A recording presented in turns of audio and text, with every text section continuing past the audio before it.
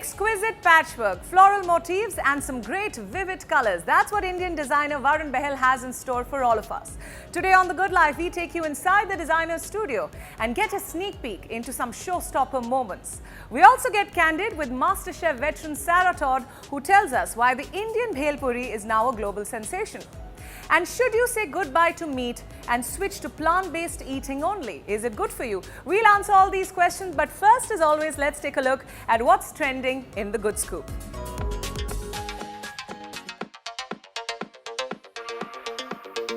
Indian designer and now actor Masaba Gupta has launched her new beauty and skincare line, curiously labeled Love Child by Masaba. The internet has been abuzz with teasers of the wellness brand, dropping across platforms. The range will include lipsticks, female hygiene products, and more, which all claim to be vegan, cruelty-free, and paraben-free. The designer, who is the daughter of Indian actor Neena Gupta and legendary cricketer Viv Richards, was recently seen in the hit OTT series Masaba Masaba.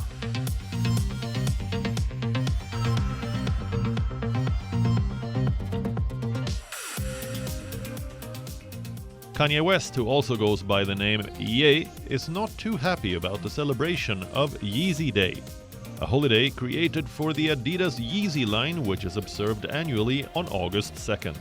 The rapper turned fashion entrepreneur shared his disapproval on social media, alleging that Adidas created the concept without his approval. West also accused the German sportswear giant of copying his famous Yeezy slides.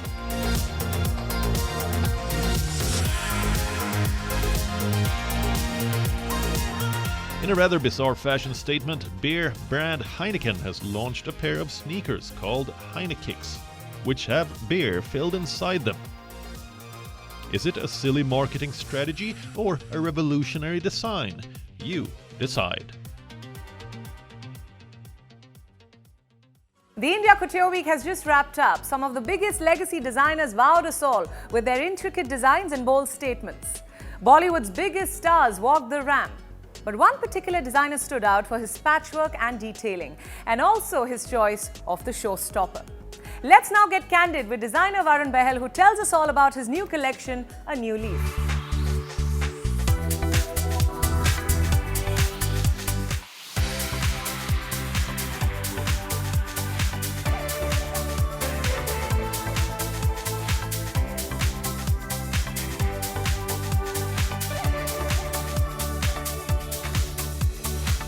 A little bit of art, some age-old traditions and a lot of grandeur. This is the world of Indian couture.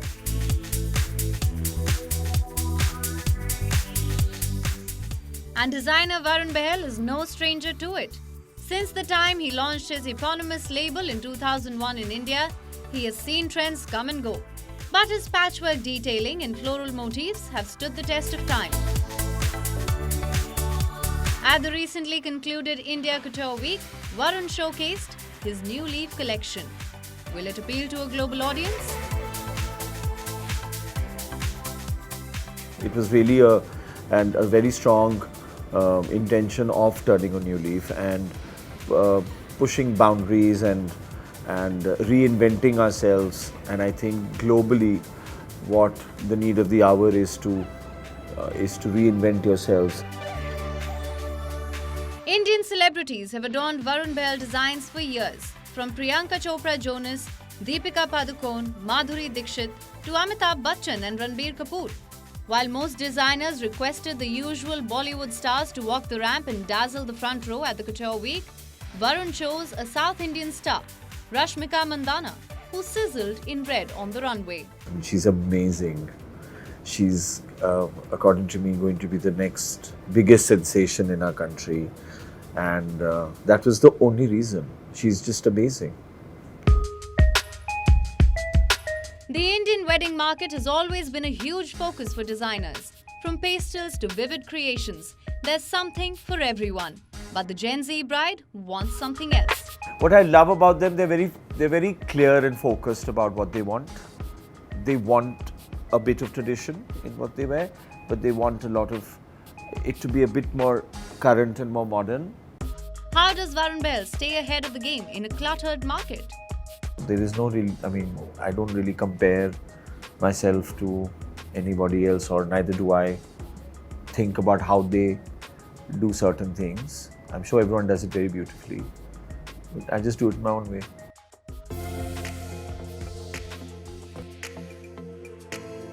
Globally, the fashion industry has been criticized for its impact on the environment. Sustainable fashion is the new buzzword. Varun was lauded for his use of upcycled fabrics at the Couture Week. But are designers doing enough to promote ethical and sustainable fashion?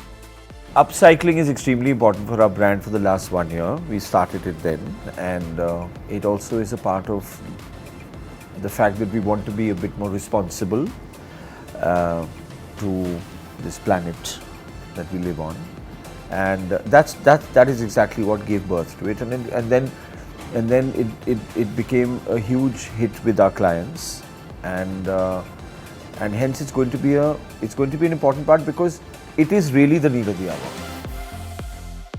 From online-only retail bold campaigns to more accessible fashion, designers are trying to woo consumers with new strategies. What's Varun Bahl's winning formula? Online only is a current model. We started off with this, and then online came a new thing for us. And whether you want it or not, you have to be a part of it, because that's the way the world is. The world is moving ahead in that direction. So you can't ignore it, you can't avoid it. But I feel that I quite like the whole thing, that I have this and that, and not only that or not only this. So the best of both. And finally, we asked Varun the million-dollar question. Indian fashion is now global. Which market does he hope to conquer next? And who's his next muse? Forever, all my life, it's been Madonna.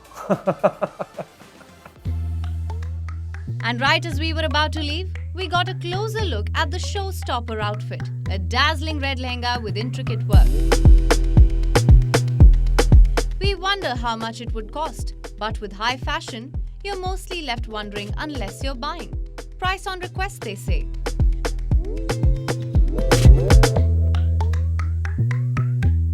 Have you ever tried a plant-based burger?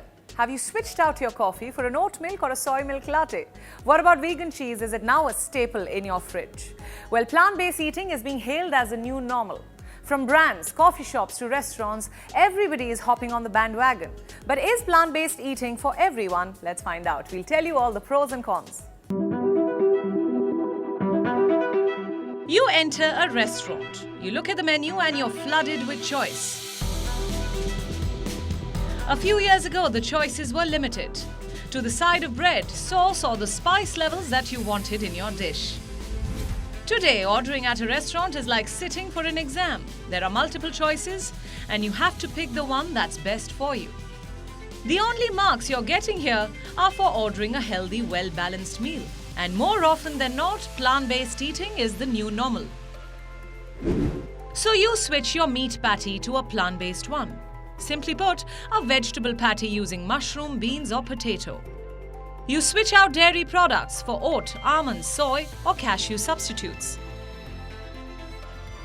Vegan gluten-free cheese enters your life. Plant-based chorizo becomes a reality. Need to hit your protein goals? Forget about animal sources of protein. You can now opt for vegan or pea protein.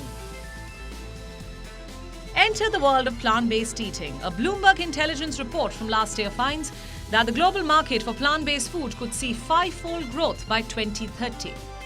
Sales of plant-based dairy and meat alternatives could skyrocket to a whopping $162 billion, all due to a rising demand for sustainable eating. Look around you, brands have hopped on the bandwagon. Your favorite coffee shop has stocked up on dairy substitutes. Companies like Beyond Meat, Impossible Foods, and Oatly have flooded restaurants and grocery stores with their alternative protein products. In fact, in July, Burger King Austria launched a campaign called Normal or with Meat, making a plant-based burger the new norm on its menus. The Kardashians have influenced millions by advocating for vegan eating, sending prices of certain vegan options peddled by brands soaring. Other celebs and influencers have followed suit, and plant-based eating is now the only acceptable lifestyle. But plant-based eating goes beyond ambush marketing and influencer reels. It is a way of life, which is emerging as the only sustainable way of eating now. A recent study found that plant-based nutritional substitutes for animal products are healthier for both the environment and people. That's because plant-based products cause lower levels of greenhouse gas emissions than the animal products that they are meant to replace. With climate change affecting all of us, plant-based eating is evidently better for the planet. And so, faux meat has replaced animal meat. Mushrooms have replaced the patty in your meat burger. Soy and tofu have replaced animal sources of protein. So should you switch to plant-based eating? It's a choice worth considering. But as always, consult your doctor before making a big lifestyle change. It takes time to build or break a habit. So going cold turkey, excuse the pun, may not be ideal in this case. But if it's good for the planet, chances are it's going to be good for you in the long run too.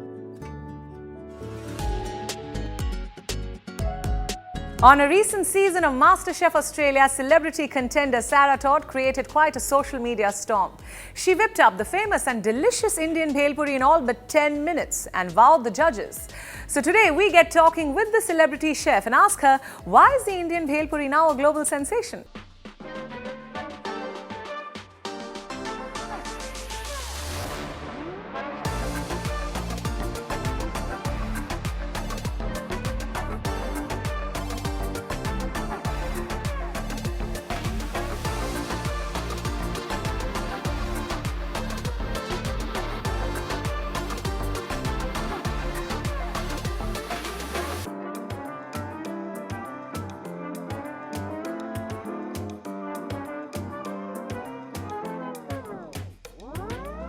Sarah, you have a strong connection with India, which has seen you launch a book, a TV series, and even a restaurant in Goa. What started it all? Honestly, for me, I think that I have been looking for my passion for a very long time. I've experimented with a lot of different things, and as soon as I fell into cooking, I knew that I wanted to make this my career. And I think, I was at an age where I was modeling at the time, and I really wanted to find something that was a bit more long-term. And I really did experiment a lot. And for me, cooking just is such an incredible thing that brings people together from all over the world. So for me, I just really fell in love with it. You made some famous Indian staples like aloo gobi, the bhel puri, and more popular all the way in MasterChef Australia. All Indian households are wondering what inspired the choice of dishes. For me, I think MasterChef is all about the decision of which dish to cook. I think that everyone who goes into MasterChef is a wonderful cook. They're a huge foodie, but the most important thing is the dish choice. And for me, it's gone wild all over the world, the bhel puri, and ignore my pronunciation, I'm very Aussie. So this challenge was a 10-minute challenge, and we had to create as much flavor as possible. So for me, this is a dish that not many people know in Australia, and I was really excited to cook this for the judges. And I mean, it's something that I love. Every time I go to Mumbai, I eat this on the beach, and it's just such a tasty dish. I think there's an important factor here. Indian flavors and cuisine are being lauded across the world. What's your favorite dish to whip up when it comes to Indian food in particular? Oh gosh, there's so many. But I think the one that my son loves the most is definitely keema. I think, but we cook so many at home, but that one's just something that we love. Time for a slightly serious question. There was a time when people associated Indian food with chicken tikka masala, I'm saying that with air quotes, or simply the humble dal. Now they're waking up to the diversity of Indian food and flavors. What has prompted this change according to you? I honestly, in Australia, all we knew growing up was those basic staples of Indian food. And it was when I landed in India, I was just blown away with the different flavors, and every state and city that you go to has its own cuisine. And I was just like, why is this not in Australia? It's just so incredible. And I think it's just through time. And, Australia is a very diverse country, and we have a lot of Indians moving into Australia and really sharing these dishes with everyone. So I think it's just gotten to the time now where people are falling in love with Indian food and really different dishes. Absolutely. I want to go back to the bhel puri question again. Tell us about whipping up bhel puri on MasterChef and the social media storm that followed.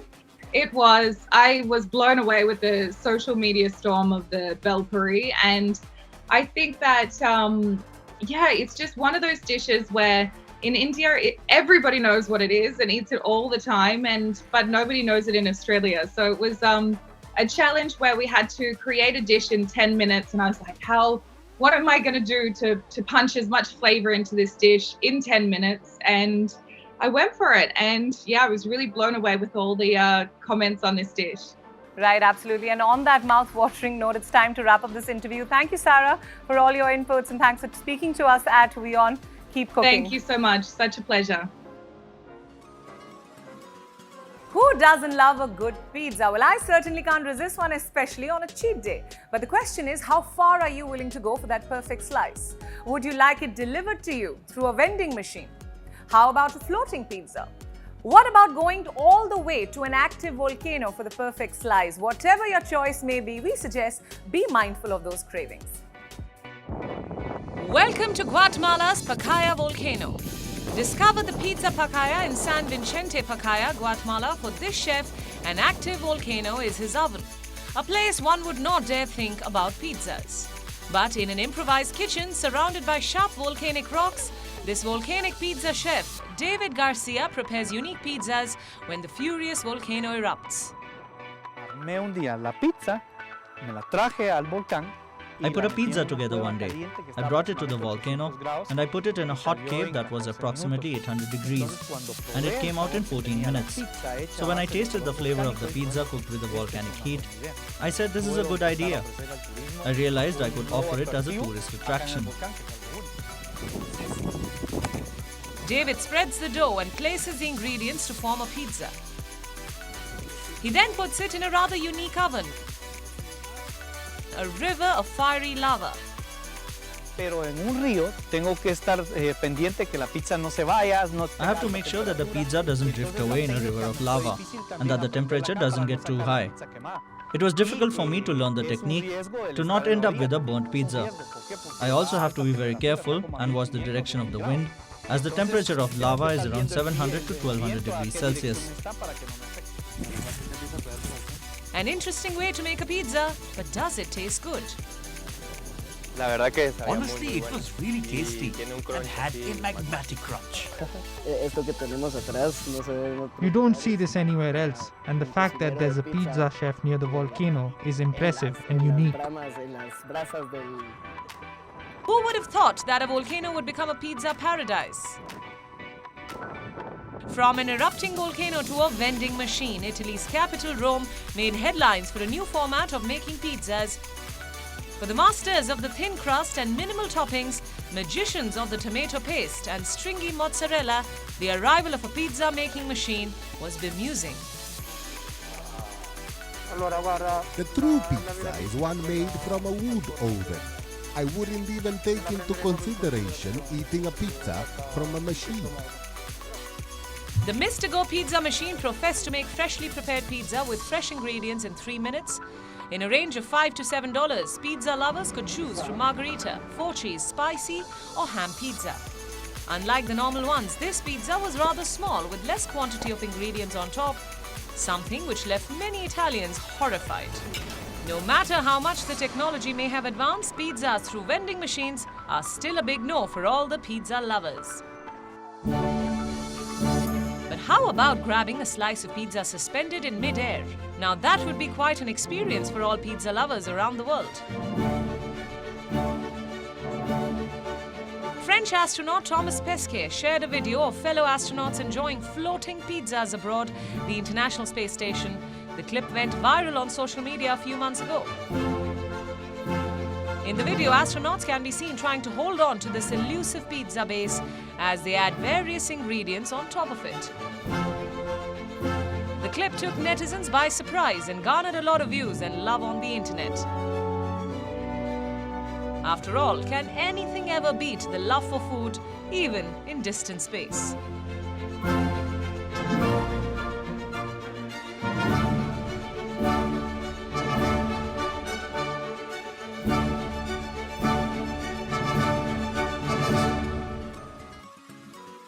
So why do you exercise? To fit into a pair of jeans, a dress? for a special occasion, perhaps a wedding. It's no surprise that moderate activity in a week can work wonders for both your body and your mind. But now scientists have found a crucial link between exercise and cognitive health. So can physical activities reduce the risk of dementia? Let's find out. Never miss a Monday. Hashtag strong, not skinny. Give back to your body. Show up for yourself. The fitness industry has plenty of motivational jargon to keep us moving. At times, motivation comes from a dramatic transformation. We enroll ourselves into a new fitness program to get fit for a special occasion. A birthday, a wedding, or for that summer Euro trip. More often than not, fitness is directly proportional to weight loss and vice versa. Social media tells us work out for that perfect beach body, or worse, that revenge body. But there's a better and far more important reason to stay active. Better memory, better cognitive health, and even better mental health.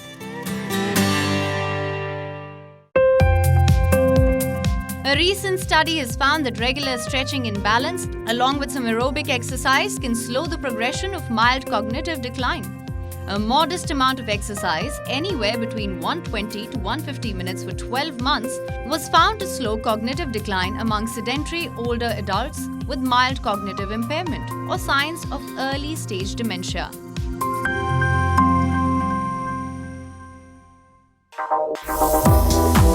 Not just exercise, a balanced diet also goes a long way in promoting good memory and fighting off dementia as you age. Another study advises that eating more natural, unprocessed food along with moderate activity can lower the risk of dementia. There is a social element here too. Meeting with family and friends and working out in groups can all aid in better memory and cognitive health. Research suggests that those who engage in frequent exercise have a 35% lower risk of developing dementia.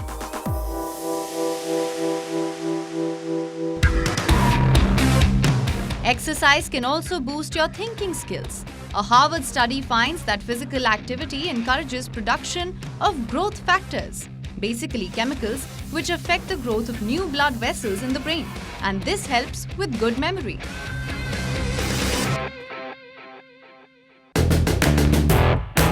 So why should you exercise?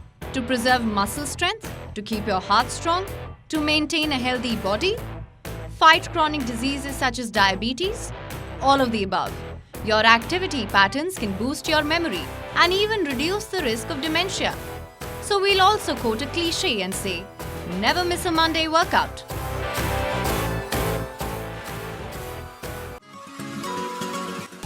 And with that, it's a wrap on The Good Life. Thanks for watching with me, Priyanka Sharma. Remember to send us all your feedback. Tell us about the kind of stories you'd like to see on the show. We'll see you next weekend.